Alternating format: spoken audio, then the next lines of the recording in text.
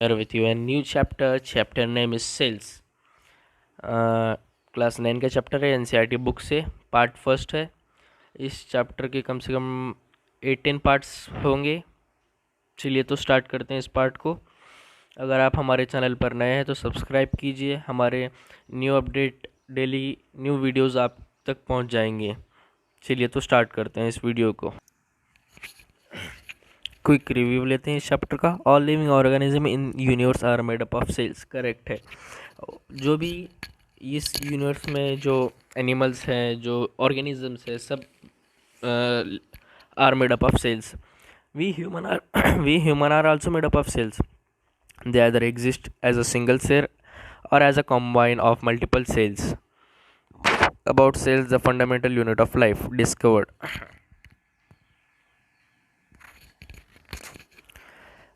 discovered by Robert Hooke in 1665. Robert Hooke has Robert Hooke has uh, Robert Hooke has discovered a cell. What they discovered? Notice the presence of cells in the cork slice. Present of cells in the cork slice. और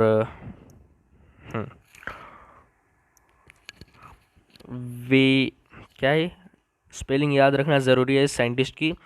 LEEUWENHOEK। Pronounce कैसे करेंगे हम उसको? Leeuwenhoek discovered cell in 1674, found the presence of living cells in the pond water. इन्होंने, ये जो scientist हैं, इन्होंने सेल जो फाइंड की थी वो थी पाउंड की पानी में, वाटर में। एंड पाउंड वाटर यहाँ पर लिखा है, इसको इम्पोर्टेंट है। और ईयर जो है याद रखना है हमें, 1674।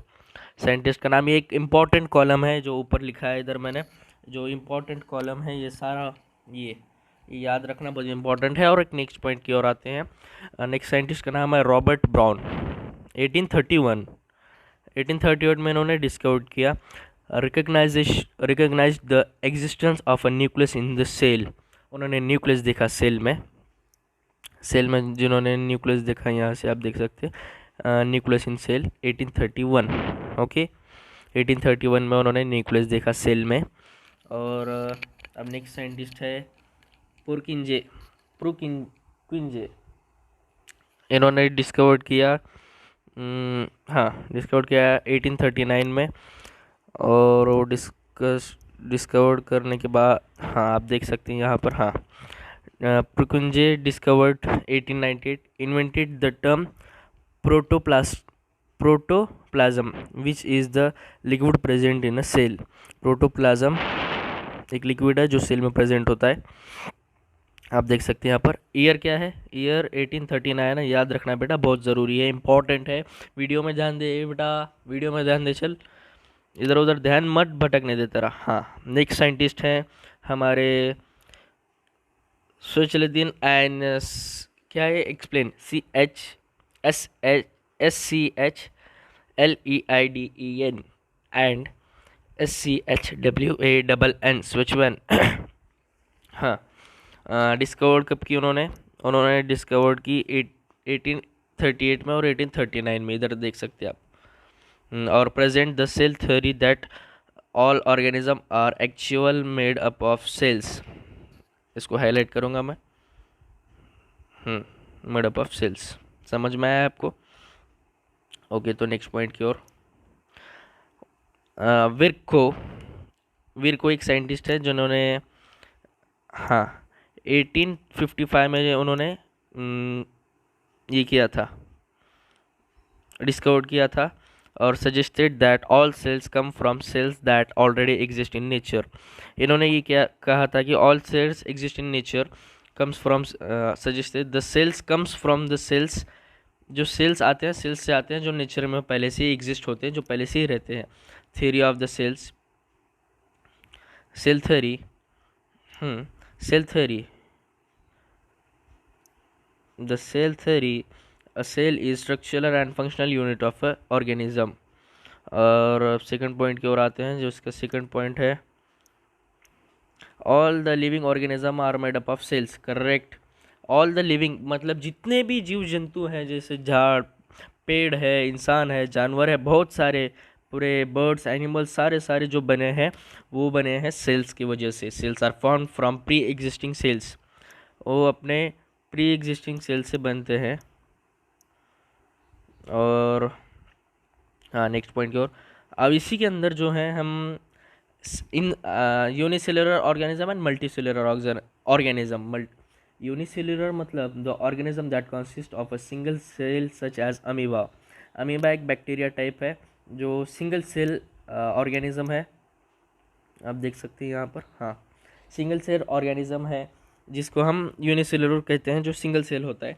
और मल्टीसेलुलर ऑर्गेनिज्म मतलब the organism which contain various cells the performing different functions in the organism such as plants, fungi and animals. Okay.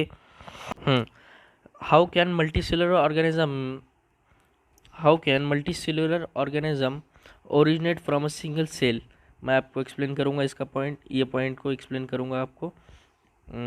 थोड़ा सा जो मैं, हाँ, a cell has capability to divide itself into cells its own type, therefore more cells can generate from a already existing cells। मतलब इनके अंदर reproduction होता है, इस सेल्स के अंदर रिप्रोडक्शन होता है, रिप्रोडक्शन होने के कारण इनकी संख्या मात्रा में बढ़ जाती है। अब जैसा ह्यूमन की रिप्रोडक्शन होने के बाद जैसा ह्यूमन से ह्यूमन बनता है, वैसे ही इसके अंदर सेल्स क्रिएट होते हैं, जनरेट होते हैं। और अब हाँ, the shape of the cell the shape of the cells The shape of the cells may vary depending upon the type of function they perform in the organism।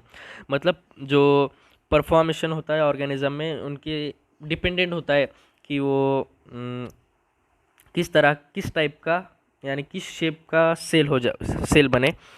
और cells are capable of changing their shape. For example the white blood cells are amoeba can change the shape of their own.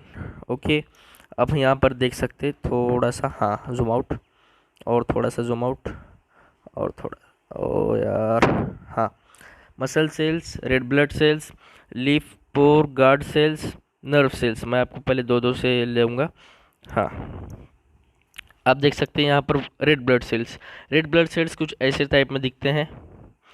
Muscle cells इस तरह में, जो muscle cells हमारे arms में present होते हैं।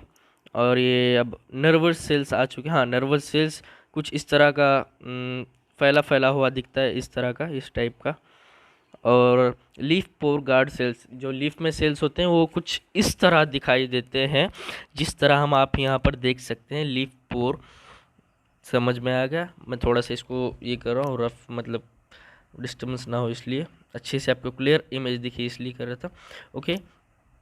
हाँ, डायटॉम एंड क्या है ये, पैरामेसियम। हाँ, पैरामेकियम। तो हम यहाँ पर देख सकते हैं, ये इसको कहते हैं डायटॉम एंड पैरामेकियम। ओके। हाँ, okay. How can cells perform distinct function in organisms? Cells are capable of performing multiple function in an organism. The cell contains specific component which are called organelles। क्या कहते हैं हम उसको? organelles। उसको मैं highlight करूँगा। organelles क्या कहते हैं हम उसको?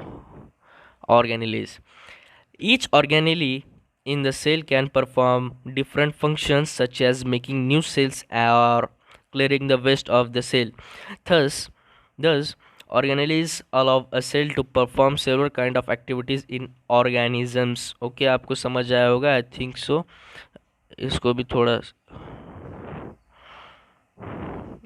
और ये भी,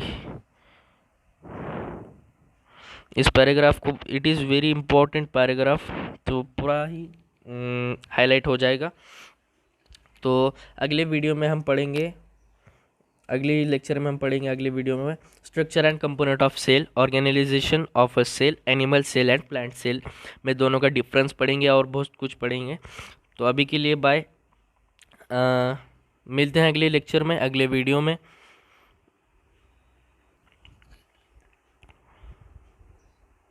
to R P science class 9। तो बाय।